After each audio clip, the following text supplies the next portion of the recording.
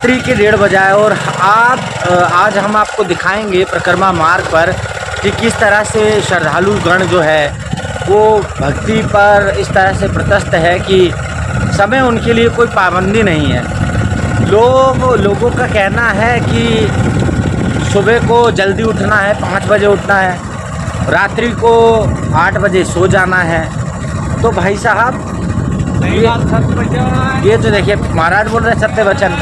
जो लोग ये जो रात्रि की परिक्रमा लगा रहे हैं, एक नहीं लाखों लोग परिक्रमा मार्ग पर परिक्रमा लगा रहे हैं, तो ये मूर्ख तो नहीं हो सकते।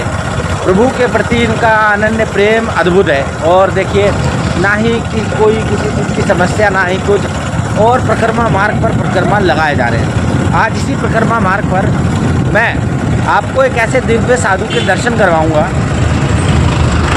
आपने अभी तक प्रेमानंद महाराज जी को देखा होगा, आपने अभी तक कई दिव्य संतों के दर्शन करे होंगे, लेकिन इस रात्रि को मैं आपको जमुना घाट पर एक ऐसी दिव्य संत निकलते हैं जो रात्रि के समय जमुना से निकलते हैं। लोग कहते हैं कि भाई ये जमुना से निकल रहे हैं या फिर इनकी कुटिया और कहीं है, तो ऐसा कुछ नहीं है।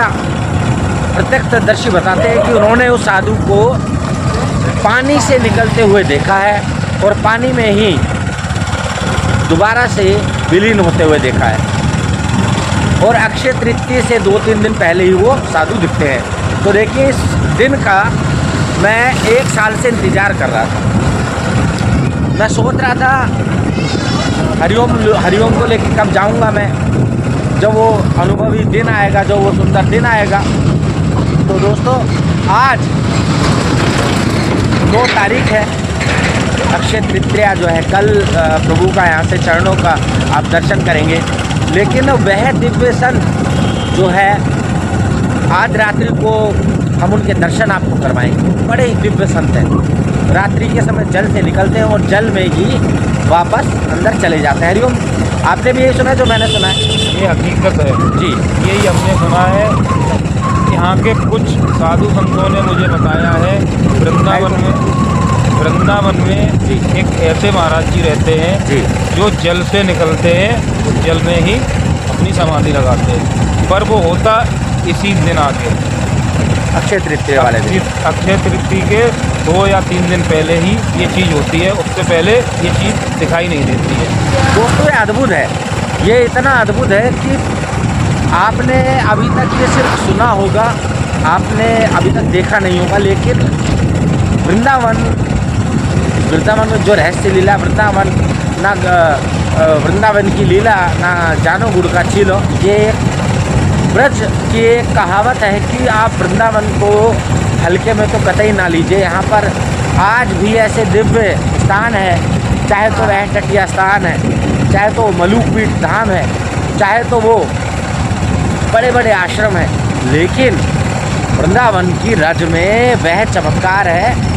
एक इतने बड़े संत हुए जो अपनी वसीयत में, लाला बाबू उनका मंदिर देखिएगा आप, जो बोलते हैं हम बड़ा, हमारे पास बड़ा धन है, हमारे पास बड़ा पैसा है। मैं तो उन्हें कहता हूँ कि एक बार आप वृंदावन आ जाइए और वृंदावन में आके आपको पता लग जाएगा कि जो पैसे वाले यहाँ पर नाक रगड़ते हैं। बाबूलाल जी का किस्सा आपको बताऊँ मैं। बाबूलाल जी जो थे खरबोपति एक सेठ हुआ करते थे, लेकिन जब वह स्वर्गवास उनका होने को आया, मृत्युशैया पर थे, तो उन्होंने अपनी वसीयत में लिखा कि जब तक पूरे ब्रज में, जब तक पूरी जो ब्रज की रज है इसमें मेरे शव को ना घसीटा जाए, जब तक मेरी वसीयत बटेगी नहीं मेरे बच्चों में। उन्होंने अपनी वसीयत में साफ साफ इस बात का जिक्र किया था और हुआ भी यही।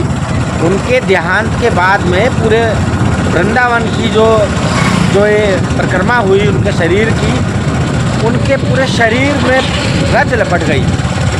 जिस प्रकार एक दुर्मुहा बच्चा जब ब्रज की रज में या फिर किसी भी रज में, मेरा तो ये मानना है कि जो बच्चा होता है, बच्चे के लिए तो गाँव की मट्टी भी ब्रज की रज है, क्योंकि वह नादान है, उसे नहीं पता कि मैं कहाँ पर हूँ, क्या हूँ। वो बस बालकपन में है, वो बस खेल रहा है। तो उसी प्रकार जो ब्रज की रज है उसका महात्म काफ़ी ही ज़्यादा अलौकिक, काफ़ी ही ज़्यादा सुंदर, काफ़ी ही ज़्यादा अद्भुत और काफ़ी ही ज़्यादा सौम्य बताया गया है। तो वृंदावन उसकी लीला बड़ी अद्भुत है। उस सेठ के पूरे चक्कर लगाने के बाद में जब उसके देह शरीर को